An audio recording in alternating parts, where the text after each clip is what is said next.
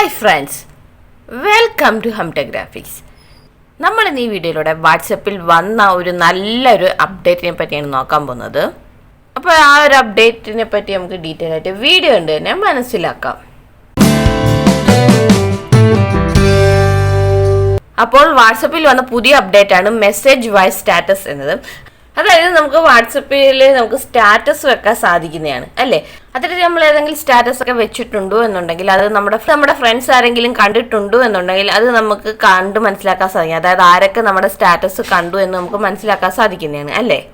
ഇവിടെ അത് ആരൊക്കെ കണ്ടു, എത്ര പേര് കണ്ടു എന്നെല്ലാം നമുക്ക് മനസ്സിലാക്കാൻ സാധിക്കുന്നതാണ് അല്ലേ.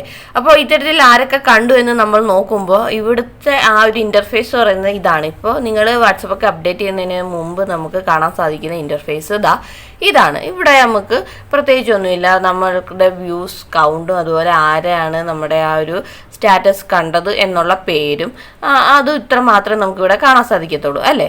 എന്നാൽ വാട്സപ്പ് നിങ്ങളൊന്ന് അപ്ഡേറ്റ് ചെയ്തതിന് ശേഷം നിങ്ങൾ ഈ ഒരു പാനൽ ഓപ്പൺ ചെയ്ത് നോക്കാന്നുണ്ടെങ്കിൽ നിങ്ങൾക്ക് കാണാൻ സാധിക്കുന്നത് ഇത്തരത്തിലാണ്. ഇവിടെ നമുക്ക് ആരൊക്കെ നമ്മുടെ സ്റ്റാറ്റസ് കണ്ടു എന്ന് കാണാൻ സാധിക്കും. അതുപോലെ എത്ര പേര് കണ്ടു എന്നുള്ള കൗണ്ട് നമുക്കിവിടെ നിന്ന് കാണാൻ സാധിക്കുന്നതാണ് അല്ലേ. അത് മാത്രം കൂടാതെ ഇവിടെ ഈ ഒരു ഐക്കൺ ഇവിടെ വന്നിരിക്കുന്നത് കണ്ടോ.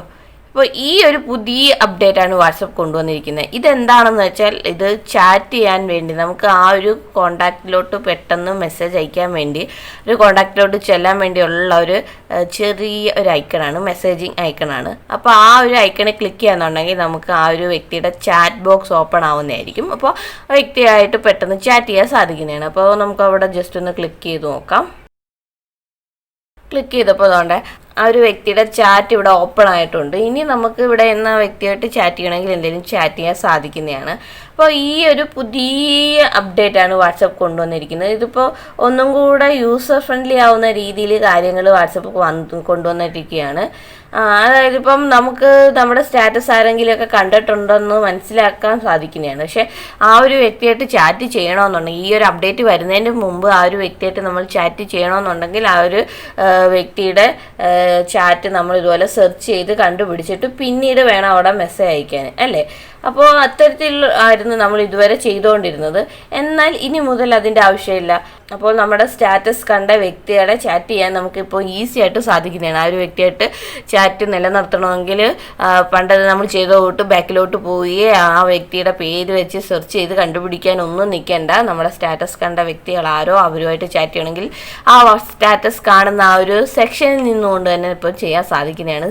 നമുക്ക് ചാറ്റ് ചെയ്യാൻ സാധിക്കുന്നതാണ്. അല്ലെങ്കിൽ അവരുടെ ചാറ്റ് ബോക്സിലോട്ട് പോയിട്ട് അവിടെ നിന്ന് നമുക്ക് ചാറ്റ് ചെയ്യാൻ സാധിക്കുന്നതാണ്. ഇപ്പോൾ ഈസി ആയിട്ട് അങ്ങോട്ട് എത്തിച്ചേരാനുള്ള ഒരു ചെറിയ മാറ്റമാണ് വാട്സപ്പ് ഇപ്പോൾ കൊണ്ടുവന്നിരിക്കുന്നത്. അപ്പോൾ നിങ്ങൾ വാട്സപ്പിൻ്റെ ബീറ്റ വെർഷൻ ഒന്ന് അപ്ഡേറ്റ് ചെയ്ത് നോക്കുക. ചിലപ്പോൾ നിങ്ങൾക്കും ഈ ഒരു അപ്ഡേറ്റ് ലഭിച്ചെന്നിരിക്കുക. അപ്പോൾ ഈ ഒരു അപ്ഡേറ്റിനെ പറ്റിയുള്ള നിങ്ങളുടെ അഭിപ്രായം താഴെ കമൻറ്റായിട്ട് ഒന്ന് രേഖപ്പെടുത്തിയേക്കണം. അതുപോലെ നമ്മുടെ വീഡിയോ ഇഷ്ടപ്പെടുകയാണെന്നുണ്ടെങ്കിൽ നമ്മുടെ ചാനൽ ഒന്ന് സബ്സ്ക്രൈബ് ചെയ്തേക്കുക.